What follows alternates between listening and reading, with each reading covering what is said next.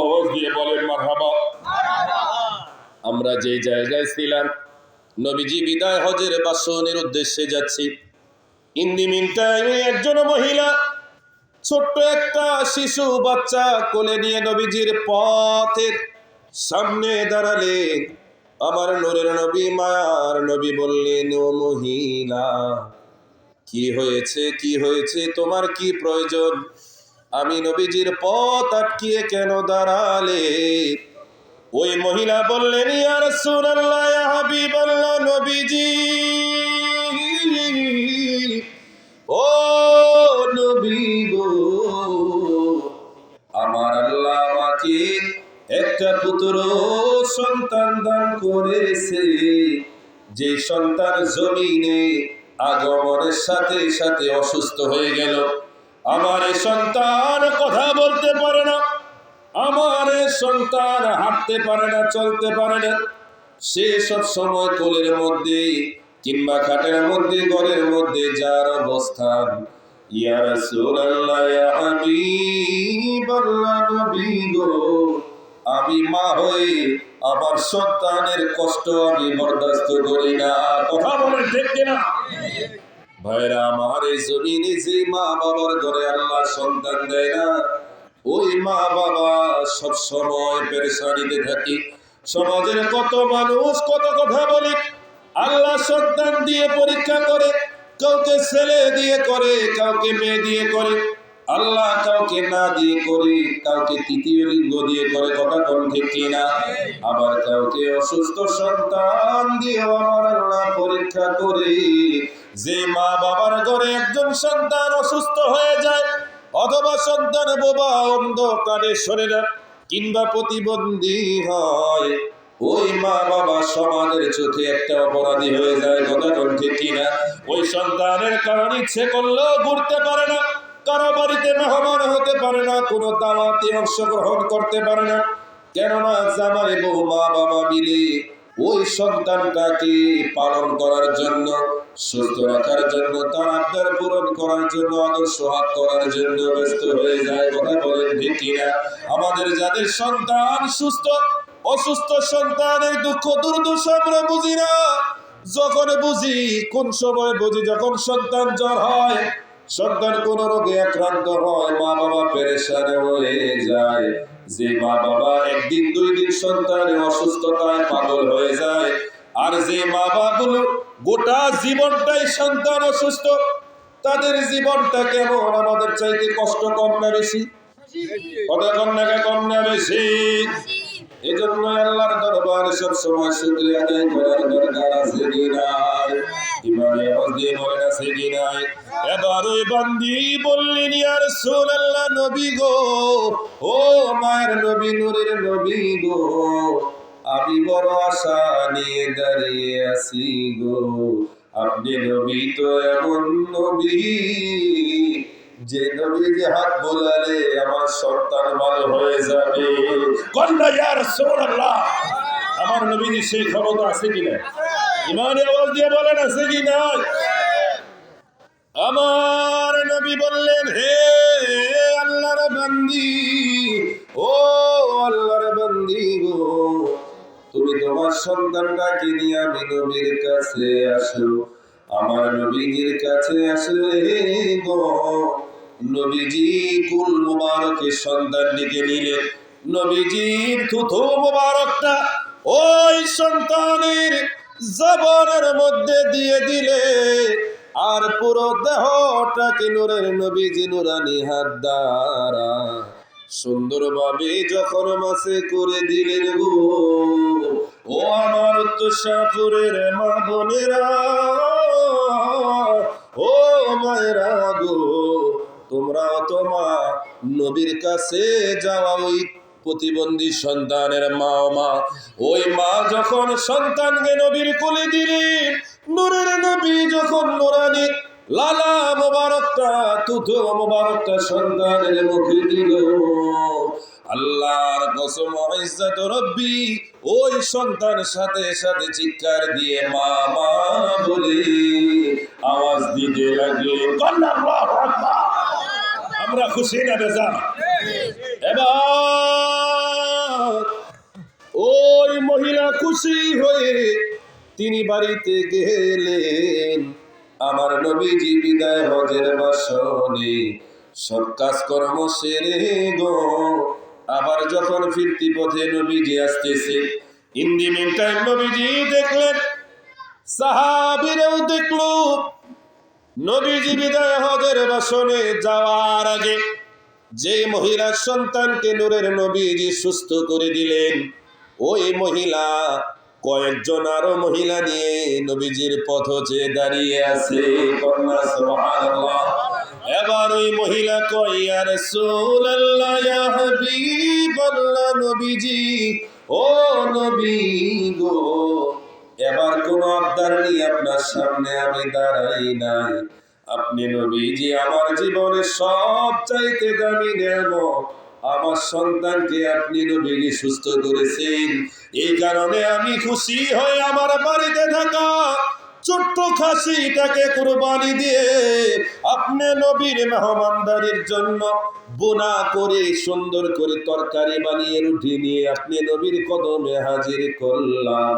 ইয়া রাসূলুল্লাহ, ইয়া হাবিবাল্লাহ, নবী গো, আপনি যদি গ্রহণ করেন আমি আপনার গোলাম সুস্থ হয়ে যাব, খুশি হয়ে যাব।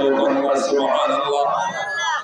এবার নবীজি বললেন, হে সাহাবীরা রে, ও নবীর সাহাবীরা রে, তোমরা থামো, একটু সুন্দর একটা মেহমানদারির ব্যবস্থা করো।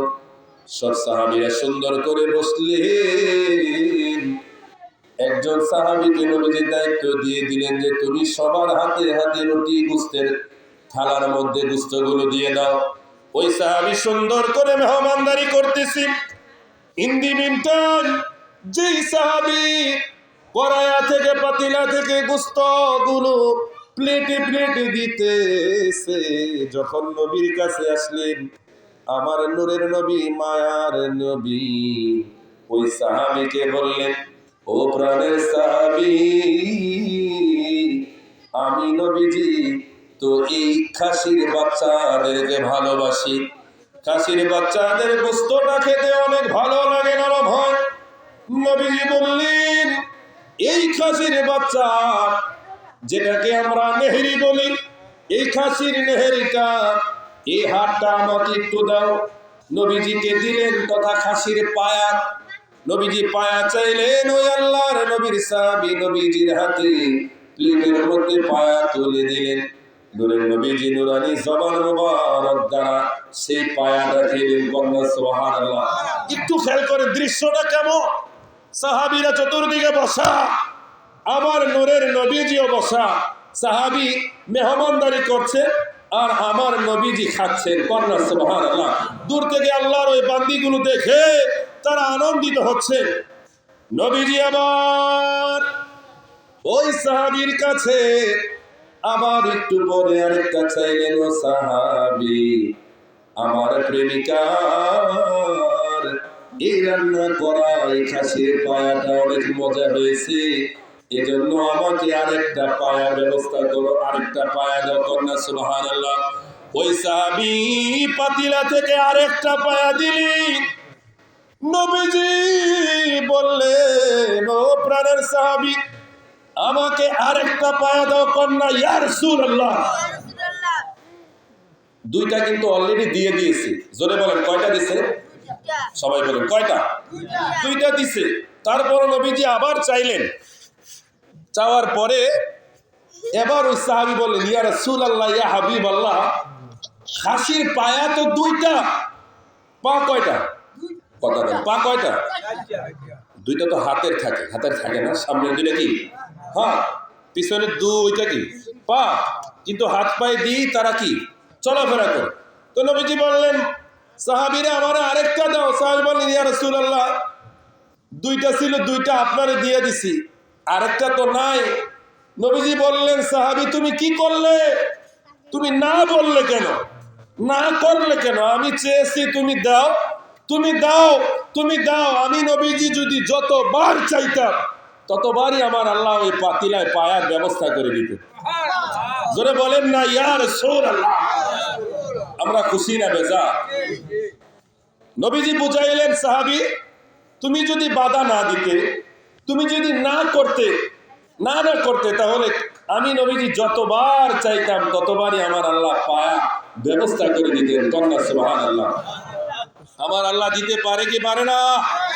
ইমানি আওয়াজ দিয়ে বলেন না, পারে কি পারে না? ওই নবীর উম্মত হতে পেরে আমরা খুশি না বেজা? জোরে বলেন না, খুশি না বেজা?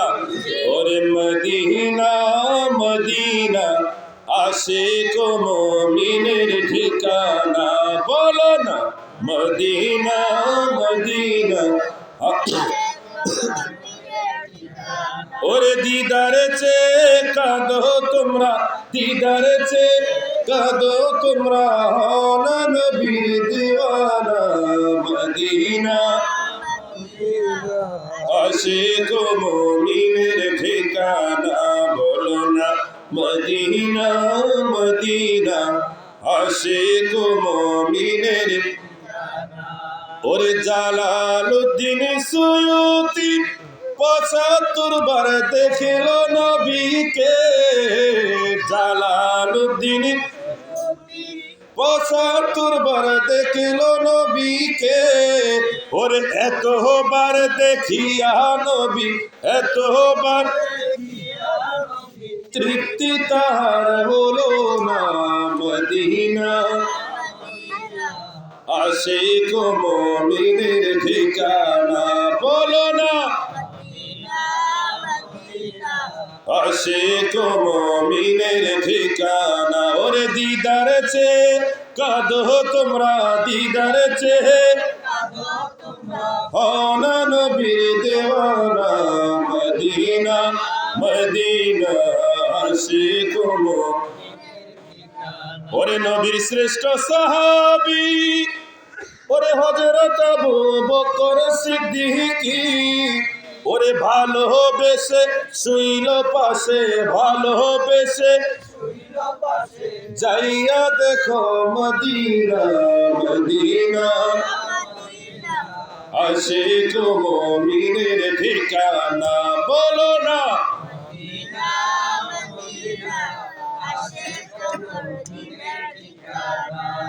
কথা বলেন ঠিক কিনা? আল্লাহর নবীজি ওই খাবার খেলেন সাহাবীদেরকে নিয়ে। নবীজি যখন আস্তে আস্তে সামনের দিকে রওনা হলেন, পথের মধ্যে আমার নূরের নবী মায়ার নবীজির প্রাকৃতিক ডাকের প্রয়োজন হলো, তথা বাথরুমের প্রয়োজন হলো। আমার নূরের নবী মায়ার নবী সাহাবীদেরকে বললেন, ও প্রাণের সাহাবীরা, ও সাহাবীরা রে, ও আমি নবীর সাহাবীরা, তোমরা দেরি করো না, দেরি করো না। ওই যে দেখা যায় পাথরগুলো, ওই যে গাছ দেখা যায়, গাছ ও পাথরগুলোকে একসাথে করে তোমরা একটা সুন্দর বাসস্থানের ব্যবস্থা করো। কন্যা সুবহানাল্লাহ। কারণ আমি নবীর প্রাকৃতিক কাজ সারতে হবে। নবীজি সাহাবীদেরকে নির্দেশ দিলেন, জীবন্ত গাছকে আমি নবীজির জন্য ওয়াল হয়ে যেতে, পাথরকে নির্দেশ দিলেন গাছের সাথে মিলে আমি নবীজির জন্য আলাদা একটা পর্দার ব্যবস্থা করতে। সাহাবীরা নবীজির কথা মতো পাথরকে নির্দেশ দিলেন, গাছকে নির্দেশ দিলেন। নির্দেশ দেওয়া মাত্র ওই পাথর গাছগুলো একসাথে সুন্দর একটা পর্দার মতো ছাউনি হয়ে গেলেন। কন্যা সুবহানাল্লাহ। এবার আমার নূরের নবী মায়ার নবী দয়াল নবী গো ওইটার ভিতরে গেলেন। নবীজি প্রাকৃতিক কাজ সারলেন। সারার সাথে সাথে আল্লাহ তাআলার এই জমিন নবীজির বাথরুম মক্ষণ করার জন্য আল্লাহর কাছে সুপারিশ করলে, আমার আল্লাহ জমিনের সুপারিশ মঞ্জুর করলেন। জমিন ফেটে গেল, নবীজির বাথরুম মোবারকটা জমিন গিলে ফেললেন। নবীজি ভিতর থেকে যখন আসলেন, সাথে সাথে আমার আল্লাহর প্যারা নবী সাহাবীদেরকে নির্দেশ দিলেন। আমার নূরের নবী মায়ার নবী সাহাবীদেরকে বললেন, ও সাহাবীরা, ও সাহাবীরা রে দেরি করো না, আমাদের যেতে হবে, তোমরা গিয়ে গাছ পাথরকে বলো তারা যার যার জায়গায় যেন শেষে চলে যায়। কন্যা সুবহানাল্লাহ। আমার নবীর কথা পাথরও শোনে, আমার নবীর কথা গাছেও শোনে। একজন বেদুইন এসে বললেন, ইয়া রাসূলুল্লাহ, ইয়া হাবিবাল্লাহ, আপনি নবীজি, আমাকে যদি একটা মুআজিজা দেখান তাহলে আমি ইসলাম ধর্ম গ্রহণ করব। সুবহানাল্লাহ। নবীজি বললেন, হে বেদুইন, বেদুইন মানে হিন্দু নয়, বেদুইন মানে হচ্ছে অনারবি, যারা আরবের বাহিরে যাদের অবস্থান তাদেরকে কি বলা হয়? বেদুইন। এই বেদুইন বলেন, ইয়া রাসূলুল্লাহ, আপনার একটা মুআজিজা দেখতে চাই। আমার নবীজি বললেন, ও বেদুইন, কি মুআজিজা তুমি দেখতে চাও? ওই বেদুইন বললেন, ইয়া রাসূলুল্লাহ, আপনি যান, আমাকে দেখি আশ্চর্য করে দিতে পারেন। ওই বেদুইনকে নবীজি বললেন, ঠিক আছে, তাহলে দেরি করো না, ওই যে দূরে একটা খেজুর গাছ দেখা যায়, ওই খেজুর গাছকে গিয়ে আমি নবীজির সালাম দাও। কন্যা সুবহানাল্লাহ। আর গিয়ে বলো, ও খেজুর গাছ, আমার নূরের নবী, মায়ার নবী তোমায় ডাকছে। কন্যা আল্লাহু আকবার। ওই বেদুইন আর দেরি করলেন না। আমাদের মতো মৌলবী হলে তো কইতেন, হুজুর এটা আবার কি কর, কারে সালাম দিব? গাছের, গাছে উত্তর দিবনি, ওই গাছ আবার আপনার কথা শুনবনি, শুনে আবার কি আপনার কাছে আইবনি। গাছের তো হাত নাই, পাও নাই, কিছুই নাই, কিছুই নাই, কিন্তু নবীর সাহাবীরা আমার নবী যাহা বলেছে সাহাবীরা আমাদের মতো তাই করেছে। কন্যা সুবহানাল্লাহ। আমার ভাইরা, বন্ধুরা, বাবারা, ও তুষাপুরের মুরব্বী বাবারা, ও আমার মা বোনেরা গো, ও আমার যুবক ভাইরা, ও আমার আশিকের রাসূল বাবারা, গভীর মনোযোগ। জাকির হোসেন হেলালি হুজুর অল্প সময়ের মধ্যে মাহফিলে এসে যাবে, আমার বিদায়ের সময় এসে যাবে, এজন্য সময় সংকীর্ণ। নবীজি ওই বেদুইনকে বললেন, বেদুইন, দেরি করো না, দেরি করো না, যা, আমি নবীজির সালাম ওই খেজুর গাছকে গিয়ে বলো আমি নবীজি তাকে ডাকতেছি। কন্যা সুবহানাল্লাহ। বেদুইন দেরি করলেন না, খেজুর গাছের সামনে গেলেন, গিয়ে বললেন, হে খেজুর গাছ, ও খেজুর গাছ রে, আমার নূরের নবী তোমায় ডাকতেছে। ওই বেদুইন বললেন, এই কথা বলতে দেরি খেজুর গাছ ডান দিকে একবার, বামে একবার, সামনে একবার, পিছনে একবার হেলান দিয়ে নিজে মাটি থেকে আলাদা হয়ে উপরে উঠে আস্তে আস্তে আল্লাহ পাকের কুদরতি ভাবে তিনি চলতেছেন। কন্যা সুবহানাল্লাহ। এই খেজুর গাছ চলতে চলতে মানুষের মতো করে আমার নবীর দরবারে হাজির। কন্যা সুবহানাল্লাহ। ওই বেদুইন এই দৃশ্য দেখে পাগল হয়ে গেল গো, আর বললেন, ইয়া রাসূলুল্লাহ, ইয়া হাবিবাল্লাহ, নবী গো, ও মায়ার নবী, দয়াল নবী গো, আর আমার মুআজিজা দেখা লাগবে না, আর আপনার থেকে আশ্চর্যজনক কিছু দেখা লাগবে না। আমি বুঝতে পেরেছি আপনি আল্লাহর সত্য নবী, আপনি আখিরি নবী, আমার নবী, আপনার নবী, দো জাহানের বাদশা নবী মুহাম্মদুর রাসূলুল্লাহ সাল্লাল্লাহু আলাইহি ওয়াসাল্লাম।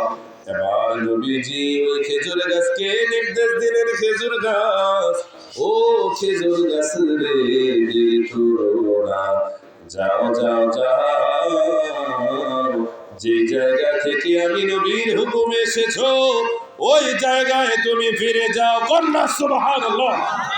ওই বেদুইন এই দৃশ্য দেখে নবীর কদমে লুটিয়ে পড়লেন, আর বললেন ইয়া রাসূলুল্লাহ ইয়া হাবিবাল্লাহ আপনি নবীজির নুরানি কদম মোবারকে সিজদা দেওয়ার অনুমতি আমাকে দেন। নবীজি বললেন ও বেদুইন রে, এই জমিনে আমি নবীকে সিজদা দেওয়ার অনুমতি আমার আল্লাহ দেয় নাই। এই জমিনে যদি কোন বান্দাকে বান্দার জন্য সিজদা দেওয়ার অনুমতি যদি আমার আল্লাহ দিত, দুনিয়ার জমিনে প্রত্যেকটা স্বামীর কৃতজ্ঞতা আদায় করার জন্য প্রতিটা নারীকে আমার আল্লাহ স্বামীকে সিজদা করার অনুমতি দিয়ে দিতে। আল্লাহু আকবার। চিন্তা করেন ও মা বোনেরা, আপনারা যারা স্বামীর সাথে খারাপ ব্যবহার করেন, স্বামীর সাথে আপনারা যারা মুখে মুখে তর্ক করেন, ও মায়েরা, স্বামীর কত মর্যাদা আল্লাহ তাআলা দিয়েছেন। নবীজি বলতেছেন জমিনে যদি কাউকে সিজদা করার অনুমতি আমি আল্লাহ দিতাম, প্রতিটা স্ত্রীকে আমার আল্লাহ তাআলা স্বামীর কৃতজ্ঞতা আদায় করার জন্য স্বামীকে সিজদা করার অনুমতি আমার আল্লাহ দিয়ে দিতেন। চিন্তা করেন। নবীজি বললেন হাসর থেকে তথা মেরাজে নবীজি যখন গেলেন, ফিরে আসার পরে নবীজির মন খারাপ। আম্মা জান আয়েশা বললেন ইয়া রাসূলুল্লাহ মেরাজ থেকে আসার পরে আপনি নবীজি কেন জানি মনটা মলিন দেখা যায়। নবীজি বলেন আয়েশা রে, আমি নবীজি সব দেখে শান্তি পেলাম, কিন্তু যখন জাহান্নাম দেখলাম আমি নবীজি নিজেকে আর স্থির রাখতে পারলাম না। আম্মা জান বললেন ইয়া রাসূলুল্লাহ জাহান্নাম আপনি কেমন দেখলেন? নবীজি আল্লাহু আকবার বললেন আয়েশা রে, আমি আল্লাহর দরবারে ফরিয়াদ করি, মেরাজও আমি আল্লাহর সাথে ওয়াদা নিয়েছি, আমি নবীজি একজন গুনাহগার উম্মতকেও যেন আল্লাহ ওই ভয়াবহ জাহান্নামে না দেয়। আল্লাহু আকবার। নবীজি বললেন আয়েশা রে, আমি জাহান্নামী দুই শ্রেণীর মানুষ দেখেছি, পুরুষ ও মহিলা। আম্মা জান বললেন ইয়া রাসূলুল্লাহ পুরুষ বেশি না মহিলা বেশি? নবীজি বলেন পুরুষের চাইতে মহিলার সংখ্যা অনেক অনেক অনেক অনেক গুণ বেশি। একটু খেয়াল করেন মা ও বোনেরা। আম্মা জান বললেন ইয়া রাসূলুল্লাহ কেন মহিলার সংখ্যা জাহান্নামে এত বেশি? এর মধ্যে নবীজি কয়েকটা কারণ উল্লেখ করলেন। একটা হচ্ছে স্বামীর সাথে নাফরমানি করা, আরেকটা হচ্ছে নিজেদের লজ্জা স্থানগুলো হেফাজত না করা, আরেকটা হচ্ছে চুগলখুরি করা। এই সমস্ত মহিলা যারা থাকবে তারা জাহান্নামী হয়ে যাবে। জোরে বলেন না নাউযুবিল্লাহি মিন যালিক। আমার বিশ্বাস আজকের এই মাহফিল যারা শুনতেছে, আমার ওই প্রত্যেকটা মা বোন স্বামীকে ভালোবাসে, স্বামী যাহা বলে তা করে। আরে যদি স্ত্রী হন এমন হন আমাদের আম্মা জানের আদর্শটা একটু নেন, যে আম্মা জান খাদিজাতুল কুবরা রাদিয়াল্লাহু তাআলা আনহা আমার নবীর জন্য জান জীবন যৌবন সব কুরবান করেছেন। আম্মা জানের বিদায়ের পরেও নবীজি সব সময় আম্মা জানের জন্য কাঁদতেন। একদিন আম্মা জান আয়েশা বললেন ইয়া রাসূলুল্লাহ আমরা কি আপনার স্ত্রী না? আমরা কি আপনাকে ভালোবাসি না? আমরা কি আম্মা জান খাদিজা থেকে কোনো অংশে কম নাকি? কেন সব সময় আপনি খাদিজা রাদিয়াল্লাহু তাআলা আনহার কথাই আপনি বলেন? নবীজি চিৎকার দিয়ে বললেন আয়েশা রে, ও আয়েশা শোনো, তোমরা হচ্ছে আমি নবীজির সুখের সাথী, আর আমার খাদিজা হচ্ছে আমি নবীজির দুঃখের সাথী। কন্যা আল্লাহু আকবার। আরে নবীজির ওই পবিত্র মুজেজা আরে দেখা মা খাদিজা, আরে জীবন জৈবন সইপা দিলেন পায়। বলেন না আল্লাহু আকবার। ওরে নবীজির ওই পবিত্র মুজেজা আরে দেখা মা খাদিজা, ওরে জীবন জৈবন সইপা দিলেন পায়। ওরে নবীজি ওই পবিত্র মুখে আরে দুধ খাইলেন যার বুকে, ধন্য হলো বিবি হালিমায় গো নবীজি। কোন সাধনে পাইব তোমায়, কোন সাধনে পাইব তোমায় গো নবীজি, কোন সাধনে পাইব তোমার।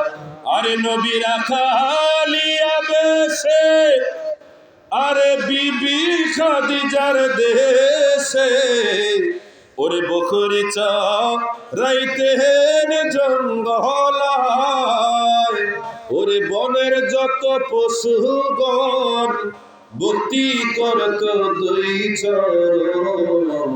আরে মেঘমালা ছায়া দিত গায় গো নবীজি, কোন সাধনে পাইব তোমায়। আরেকজন আশেক বলেন, ওরে পর দুরূদ নবী মুস্তাফায় রে, সময় যায় পর দুরূদ নবী মুস্তাফায়।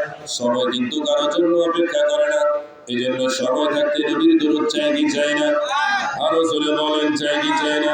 এই জন্যই নবীজি বলেন, আকসারুন নাসি বিয়াউমাল কিয়ামাতি আলাইহিস সালাহ, আসরের ময়দানটা ও উম্মতেরা এমন হবে, এমন হবে, সূর্যটা মাথার আঘাত উপরে হয়ে যাবে, জমিনটা, মাটির জমিনটা সূর্যের তাপে তামার জমিন হয়ে যাবে, মানুষগুলো ঘামের সাগরে হাবুডুবু খেতে থাকবে, বিচারের আশা 1 বছর 2 বছর নয়, 50,000 বছর শুধু তাকিয়ে থাকবে। যারা তাকাবে আমরাও থাকবো, আপনারাও থাকবেন, আমার মা বোন তারাও থাকবে। কারো গায়ে পরনে উপরে নিচে কোনো পোশাক থাকবে না। অনেকে বলবে এটা আবার কেমন কথা, আসরের ময়দানে উলঙ্গ হয়ে আমরা উঠবো, যদি আমার দিকে কেউ চেয়ে থাকে আমি বলবো কেউ তাকাবে তো দূরের কথা, প্রত্যেকটা মানুষ নিজেকে নিজে নিয়ে এমন ভাবে ব্যস্ত থাকবে, উপরের দিকে তাকিয়ে থাকবে, তাকাতে তাকাতে 1 বছর 2 বছর নয়, 50,000 বছর তাকিয়ে থাকবে। আল্লাহু আকবার। তার গায়ে পরনে পোশাক আছে কিনা মানুষের সেই চিন্তাও থাকবে না। নবীজি বললেন ওই কঠিন হাসরের ময়দানে জমিনে আমি নবীজির উম্মত যারা একবার বেশি বেশি আমি নবীর উপরে জমিনে দুরূদ শরীফ পাঠ করবে, ওই দুরূদ শরীফ পাঠ করনেওয়ালা উম্মত যারা হবে আমি নবীজির কাছে তত বেশি তারা অবস্থান করবে। সুবহানাল্লাহ, কন্যা সুবহানাল্লাহ। আসলে নবীজির কাছে আমরা থাকতে চাই কি চাই না? আওয়াজ দিয়ে বলেন না, চাই কি চাই না? নবীজির কাছে যাওয়ার একটাই রাস্তা, দুরূদ মিলাদ শরীফ। এবার অনেকের কাছে দুরূদ ভাল লাগে, মিলাদ ভাল লাগে না, এরকম শয়তান আছে কি নাই? এরকম ফিরিয়ার আপনার উত্তরসাপুর নাই, উত্তরসাপুর নাই, আমার সব বাইরে বছর খেতে দিচ্ছেন নাকি? আল্লাহ তাআলা যেন উত্তরসাপুর সহ গোটা গজারিয়া জমিনকে সুন্নিয়তের জমিন হিসাবে যেন কবুল করে, সকলে বলেন আমিন। যেটা বলতেছিলাম, আরে আমার আল্লাহ ছিলেন একা, আরে নাহি ছিল সখা, আল্লাহ আপন মনে ভাবে নিরালায়, আমার আল্লাহ মোহাব্বতে পড়িয়া ওরে নূরে মোহাম্মদি বানায়া, প্রকাশিলে না ধরায় গো, সময় যায় পর দুরূদ নবী মুস্তাফা। আপনারা জানেন আজান শুনলে শয়তান কষ্ট পায়, যে আজান দেয় তারা গাইলেতে গাইলেতে অত এলাকা ছেড়ে সে পলায় যায়। আশেপাশের তার মুরিদানরা বলে, আরে কি হয়েছে তোমার, তো সারাদিন দেখলাম এমন পেরেশানি, এমন দৌড়াদৌড়ি দেখলাম না, কি হয়েছে ওস্তাদ, কি হয়েছে? বলতেছে শুনতে শোনা আজান, এই আজান শুনলে তো আমরা পাগল হয়ে যাই, স্থির থাকতে পারি না, স্থির থাকতে পারি না। 2 হাত শয়তান চতুর্দিকে হাত দিয়ে দৌড়াইতে থাকে, দৌড়াইতে থাকে। আশেপাশের যত বেনামাজি আছে সব মসজিদ থেকে, হ্যাঁ মসজিদের পাশে রাখে না, হ্যাঁ লগে লিয়ে যায় না, কথা কয় না। আজান শুনলে যখন শয়তান পলায়, শয়তান কি একা পলায় না, লগে লগে বেনামাজি দিয়ে লিয়ে যায় না, বেনামাজি লিয়ে যায় না, কথা কয় ঠিক কিনা? হিন্দু মুসলমানের মধ্যে পার্থক্য কি জানেন? নামাজ। জোরে বলেন কে? প্যারে হাজিরিন, প্যারে হাজিরিন, খেয়াল করেন তো এই জন্য আমরা নামাজ চাই কি চাই না? জোরে বলেন চাই কি চাই না? মা বোনের আপনার যারা রয়েছেন, মুরব্বী বা জানেনা যারা রয়েছেন, সকলে পড়েন মারহাবা। আমাদের প্রিয় ভাই হযরত মাওলানা জাকির হোসেন হেলালি সাহেবের আগমন আজকের এই মাহফিল কমিটির পক্ষ থেকে আল্লাহ তাআলা হুজুর হায়াত ঈমান আমল অফরন্ত বরকত দান করে। আমি 2 মিনিটে শেষ করে দিই। আপনাদেরকে আহ্বান করতেছি, আপনারা জানেন এই গজারিয়ার জমিনে একটা সুন্নিয়তের একটা মার্কাজ আছে, যে মার্কাজের দায়িত্বটা এখনো আমি আছি। সেটা হচ্ছে আমাদের ঐতিহ্যবাহী ভবেরচর কাদিরিয়া তৈয়বিয়া তাহিরিয়া আলিয়া মডেল মাদ্রাসা। এই মাদ্রাসা হচ্ছে সুন্নিয়তের একটি মাদ্রাসা, যে মাদ্রাসায় পড়লে আপনি হাফেজ হতে পারবেন, এটার কোনো গ্যারান্টি নেই। আলেম হতে পারবেন কতটুকু কোনো গ্যারান্টি নেই। কারণ এটা কেন গ্যারান্টি নেই? হাফেজ আলেম হওয়া কোনো বান্দা হাতে না, একজনের হাতে। তিনি কে? কথা কেন? তিনি কে? অনেক মাদ্রাসা কয় না আপনাদেরকে 2 মাসে হাফেজ বানাবো, 10 মাসে হাফেজ বানাবো, 2 বছর। আগে হাফেজ বানানোর মালিক কি? আমি না, আল্লাহ। বলতে হবে যে আমরা সর্বোচ্চ চেষ্টা করতে পারি। কথা কম ঠিক কিনা? পেয়ারে হাজিরিন, ওই মাদ্রাসায় বাৎসরিক মাহফিল হবে। আমাদের মাদ্রাসার ছোট ছোট সোনামণিরা তারা তাদের বিভিন্ন সাংস্কৃতিক অনুষ্ঠান পারফরমেন্স করবে, আমরা দেখবো, শুনবো। আমাদের উত্তর শাহপুর থেকে অনেক সন্তানেরা ওই মাদ্রাসায় লেখাপড়া করতেছে। কথা বলে ঠিক কিনা?